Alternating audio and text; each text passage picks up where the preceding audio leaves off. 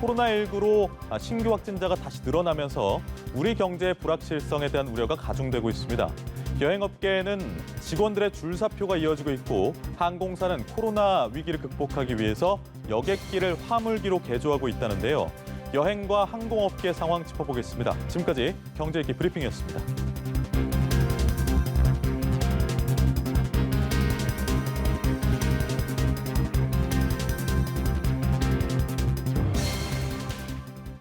네, 보다 자세한 내용은 김대우의 경제읽기에서 살펴보겠습니다. 김대우 박사 자리하셨습니다. 네, 어서 오세요. 네, 반갑습니다. 네.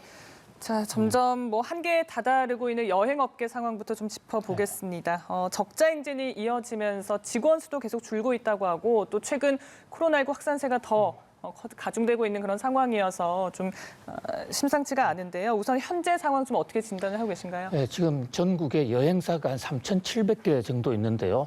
작은 군소업체까지 다 포함했습니다. 그런데 이제 상장사 기준으로 하면 7개 정도가 두드러진 회사인데 이 큰 회사, 비교적 잘 나가는 여행사의 실적을 한번 분석을 해보면요. 이를테면 가장 큰 회사가 지금 하나투어라는 회사가 있고 또 모두투어 이런 회사들이 있지 않습니까? 네. 이 회사들이 2분기 매출은 무려 95% 감소입니다. 그러니까 전년 동기 대비로 볼 때 지난해 같은 기간에 100이었다면 이번에 매출은 5밖에 안 된다는 거죠. 이런 식으로 급격하게 줄어드는 것은 이미 그 전례가 없던 아주 급속한 감속이고요. 이런 식으로 계속되면 견뎌내기가 매우 어렵습니다. 이미 영업수지 면에서는 적자고요. 그럼에도 불구하고 그나마 견딜 수 있었던 게 고용유지지원금 이런 건데 이것도 다 끝나가는 그런 상황이거든요. 그래서 이제 더 이상 견디기 어려운 매우 이 크리티컬한 한계 상황을 지금 맞고 있는 것이 아닌가. 그런 면에서 걱정과 실험이 깊어지고 있습니다. 네, 요 며칠 새는 코로나19 상황이 다시 엄중해지면서 국내 여행도 사실 자제해야 될 때입니다만 네. 일주일 전만 해도 국내 여행에 대한 수요가 굉장히 늘어났었거든요. 근데 사실 여행사들 입장에서는 국내 여행은 캐시카우는 아닌가 보죠? 그렇습니다. 여행사 입장에서는요. 이 인바운드나 아웃바운드 외국을 보내야 부가가치가 늘어납니다. 왜냐하면 해외에는 정보도 없고 또 호텔 예약도 어렵기 때문인데 국내 여행의 경우에는 사실 자기 차 타고 가면 언제든지 여행을 할 수가 있는 이런 상황이기 때문에 굳이 여행사를 통하지 않아도 되기 때문에 부가가치가 별로 안 나오는 거죠. 그런 면에서 해외여행 쪽에 목을 걸고 있는데 해외여행은 우선 국가 간 이동이 어렵고 네. 또 2주간 격리해야 되지 않습니까? 거기다가 소비자 자체가 해외에 나가려고 하질 않는 데다가 그런 면에서 당분간 해외여행은 생길 가능성이 거의 늘어날 가능성이 거의 없지 않나. 우리나라에서 외국으로 나가는 아웃바운드뿐만 아니라 들어오는 인바운드도 여행객 수로만 보면 99%가 감소했습니다.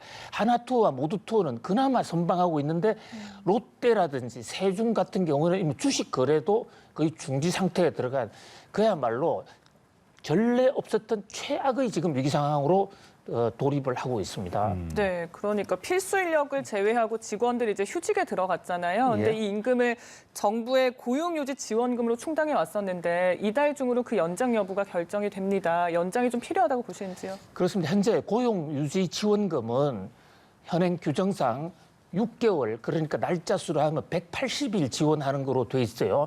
우리나라의 여행사들 뿐만이 아니라 이제 많은 업종들이 약 7만 개 이상이 지금 이런 혜택을 받고 있는데 지난 2월 말 3월 달 이럴 때부터 정부 고용유지지원금을 받기 시작했기 때문에 빠르면 9월 초, 늦어도 9월 중순 되면 법이 정한 180일 그 한도에 걸려서 이제 더 이상 지원을 받지 못하게 됩니다.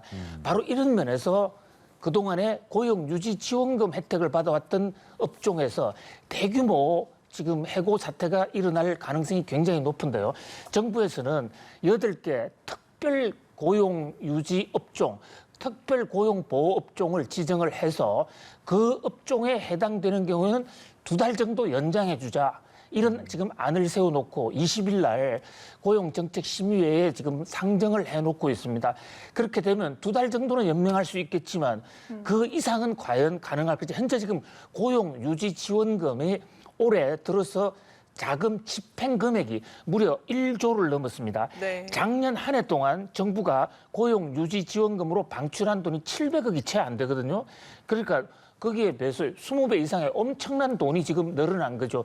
정부 재정에도 한계가 있기 때문에 그야말로 이번 가을이 최악의 그 고난의 주간이 되지 않을까 그런 전망이 많이 나오고 있습니다. 그 연장 여부가 그러니까 20일 날 나온다는 결정됩니다. 말씀이시죠? 지켜봐야 될 것 같습니다. 이런 가운데서 국내 양대 항공사죠. 대한항공과 아시아나가 깜짝 흑자를 기록했습니다. 전 세계 항공사 중에서 유일하게 영업이익을 냈다던데 그 비결이 뭐였나요? 한마디로 화물인데요. 사람 대신 짐짝을 싣고 가서 돈을 벌었다 이런 얘기입니다. 어떻게 보면 대단한 역발상의 경영 능력으로 볼 수가 있겠습니다만은 그러나 아시아나 항공과 대한항공의 이 경영 실정도 그 내막을 뜯어보면 그렇게 우리가 크게 좋아할 만한 상황도 아닙니다. 우선 매출 화물까지 포함한 매출은 지금 절반 이상으로 줄어들었거든요.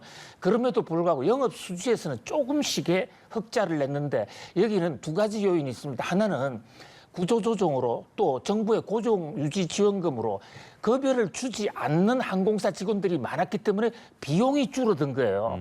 그다음에 또 이 항공사 화물의 경우에도 저게 계속 상시적으로 계속 늘어날 수 있다고 보기가 상당히 어려운 게 우리 1분기, 2분기에는 우리나라 진단 키트, 마스크 이런 것의 수출 물량이 굉장히 많았고요. 또 갑자기 코로나로 생김으로 인해서 화물을 신속하게 날라야 되는 그런 필요성이 많았기 때문에 일부 화물이 늘어났는데 지금 그 화물도 그 시간이 지나면서 다른 나라와의 경쟁에서 또 화물 단가도 떨어지고 있기 때문에 대한항공, 아시아나 역시 그렇게 웃을 수만은 없다. 네. 이 불황에 대비를 해야 되는 그런 상황으로 몰려가고 있습니다. 네, 일종의 대비책인지 모르겠는데 어쨌든 양사에서는 향후 1, 2년 동안은 좀 여객 수요가 늘지 않을 거다라고 판단을 해서 이 여객기를 화물기로 개조하는 방안을 추진합니다. 좀 도움이 되겠습니까? 그렇습니다.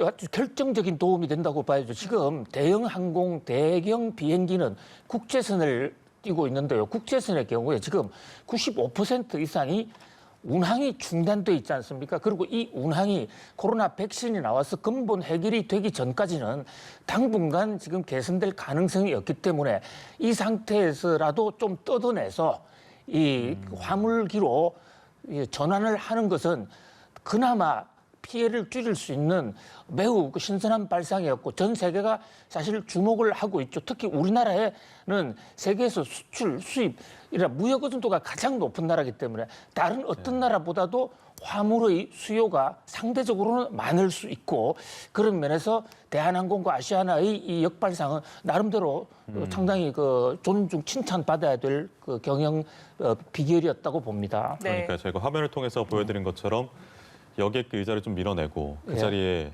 짐을 싣는 방향으로 수익을 창출해내고 그렇습니다. 있습니다. 고육지책을 마련하고 있는데 반면에 저비용 항공사 LCC는 상황이 좀 안 좋더라고요. 어떻게 분석하십니까? 그렇습니다. 항공사를 크게 두 개로 나눌 수가 있어요. 하나는 LCC, 로우 코스트 코리아, 좀 싸게 가는 비행기. 그다음에 하나는 모든 서비스가 다 된다 해서 풀 서비스 코리아, FSC 이렇게 나누는데요.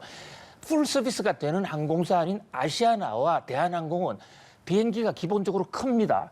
그래서 비행기를 뜯어서 조립 재분해가 가능한데 LCC의 경우에는 주로 국내선을 뛰고 국제선을 뛴다 하더라도 한국에서 가까운 지역만 뛰다 보니까 비행기 규모가 작습니다. 그래서 복도하고 좌석이 연결이 돼 있어요. 그걸 뜯어낼 수 있는 방법이 없습니다. 김대우 박사와 경제 이슈들 짚어봤는데요. 시간 관계상 못한 얘기는 내일 나누도록 하겠습니다. 고생하셨습니다. 네, 감사합니다.